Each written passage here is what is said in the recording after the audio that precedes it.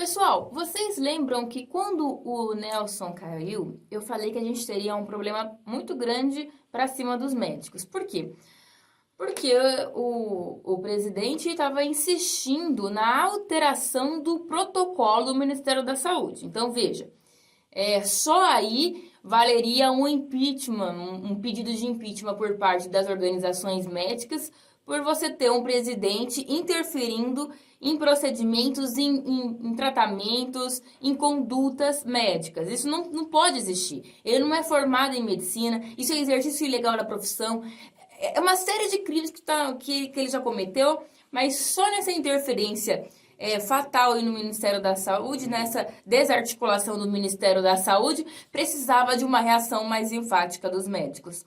Bom, eu disse para vocês, então, que a gente teria um problema, visto que os médicos, com esse protocolo, ficariam mais pressionados para receitar hidroxicloroquina. E isso aconteceu. Desde que o Nelson, o breve, saiu, é assim que ele está sendo chamado agora pela Folha de São Paulo, a pressão em cima dos médicos aumentou, certo? Para prescrever a hidroxicloroquina e dar uma preocupação da classe.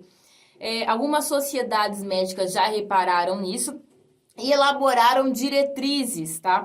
A Sociedade Brasileira de Medicina da Família e Comunidade, que representa mais de 47 mil equipes de atenção básica, essas equipes têm seus profissionais da saúde envolvidos, né?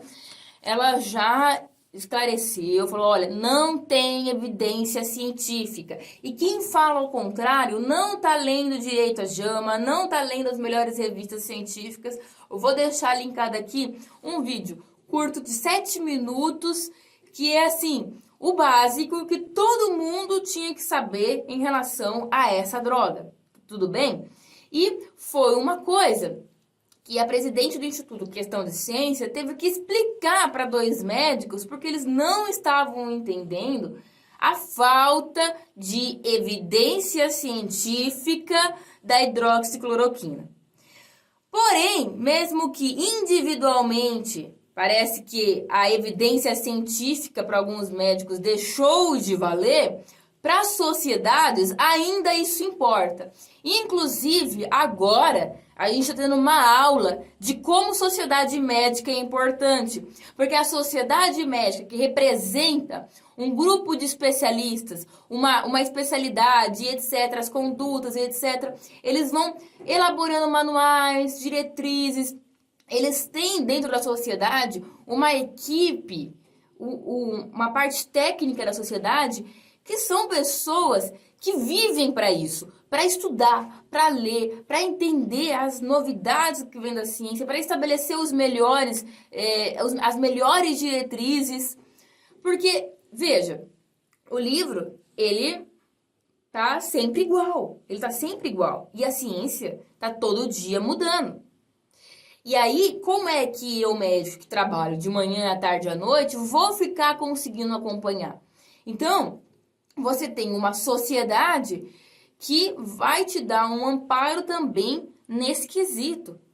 Você tem as diretrizes lançadas por cada especialidade, que é uma atualização muito importante para o médico, certo? Sem falar da representação dela, que ela representa esses médicos em alguns assuntos da sociedade que são muito importantes. Por exemplo, ontem, dia 18, a Associação de Medicina Intensiva Brasileira, a Sociedade Brasileira de Infectologia, a Sociedade Brasileira de Pneumologia e a de Ticiologia também divulgaram diretrizes para o Covid-19, contrárias ao uso de iotina da cloroquina, hidroxicloroquina e azitromicina. Pessoal, percebam aqui que interessante, né? Ó, veja, medicina intensiva. Os caras da UTI, os emergencistas, os infectologistas, os pneumologistas. Será que a pandemia não passa por esse grupo? Será que a gente não pode pensar que uma pandemia viral que causa uma síndrome gripal que pode evoluir para uma pneumonia não tem nada a ver com infectologista, com pneumologista? Por que é que a sociedade deles faz uma diretriz e ainda tem médico que quer tirar da cabeça as ideias. Sabe por que eu falo isso? Porque também na reportagem que eu vou deixar linkada aqui, eles lembram que tem um grupo em Pernambuco chamado Doutores da Verdade, que começaram a distribuir cloroquina para comunidades carentes, distribuindo essas drogas, fazendo uma mini consulta sem prontuário, sem nada, tá? Começaram a fazer isso também para cidades ali vizinhas, e agora o Conselho Regional de Medicina de Pernambuco está avaliando esses médicos e precisa realmente o CRM analisar, criminalizar, fazer o que for necessário em relação aos médicos que estão infligindo a medicina, a ciência, que estão passando por cima das sociedades. Os doutores da verdade não são o único o grupo médico de cloroquiners, de cloroquinions que apareceu. Existiam uns outros grupos que tem uns nomes aqui, acho que médicos a favor da vida, médicos pró-Covid, enfim, né, em algumas regiões do país que estão lutando para falar da importância da hidroxicloroquina. Aí vocês percebem, pessoal, como que essas instituições são importantes para a medicina, porque as sociedades que estão ali compondo e representando uma classe médica, que estão de olho nas condutas médicas, estão de olho na ciência, etc., elas têm um compromisso com o paciente, com a ética, com a ciência. Agora, esses grupos aleatórios de médicos, eles fazem o que eles bem entender. Então, agora a gente tem que começar a entender, saber o que a gente tem que valorar. Será que a gente tem que valorar a opinião de um grupo chamado Doutores da Verdade?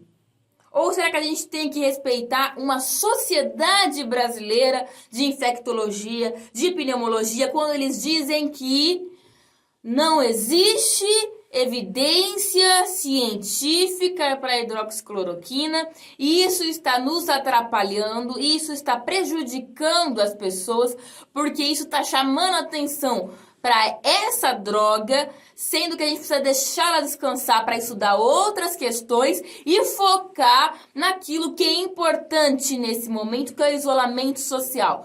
Chega de hidroxicloroquina, porque não é isso que vai resolver, tá? Aliás, uma mulher que estava aí super adorando esse Doutores da Verdade, ajudando, etc., é uma deputada, que está aqui o nome dela na reportagem, que é, obviamente, bolsonarista, contra o isolamento social. E aí você percebe que esse pessoal que adora uma hidroxicloroquina, né, sempre tem uma ligação com o Bolsonaro, o não isolamento social. Então, a inteligência passa longe dessas pessoas, porque a gente teve o exemplo, por meses, da Itália, mostrando o que atrasar o isolamento social causa. A gente...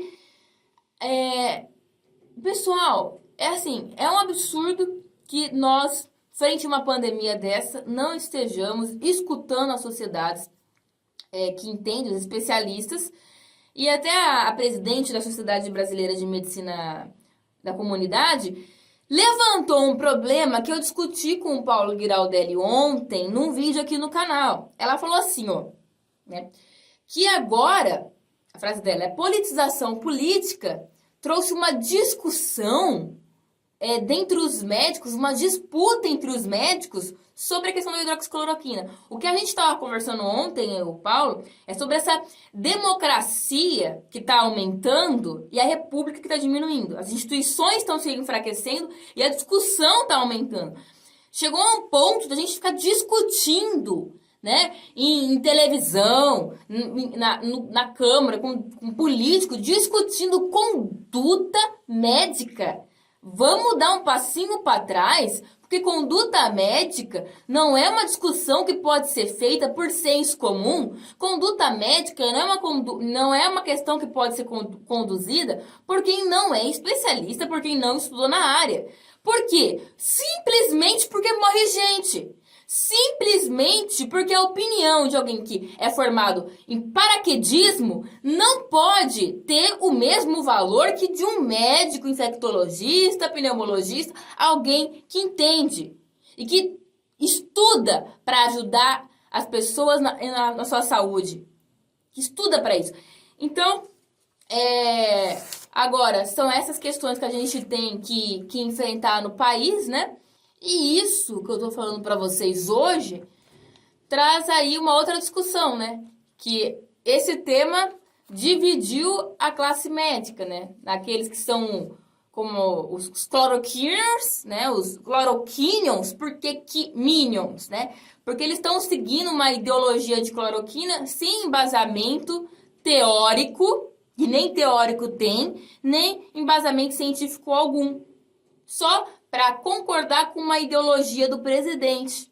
Porque até o momento é isso. Quem está insistindo loucamente na cloroquina, porque já comprou um monte, etc., é o presidente. Os médicos que estão a favor disso são os cloroquíneos, gente. Não tem como, não tem mais justificativa, tá?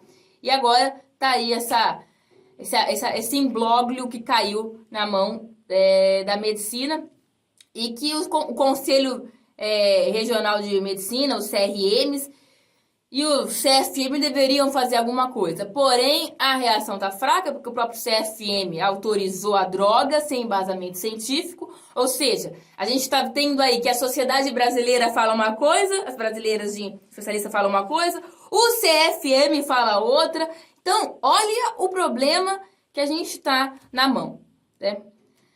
É isso, pessoal. Muito obrigada e não deixem de curtir, comentar, compartilhar e até o próximo vídeo.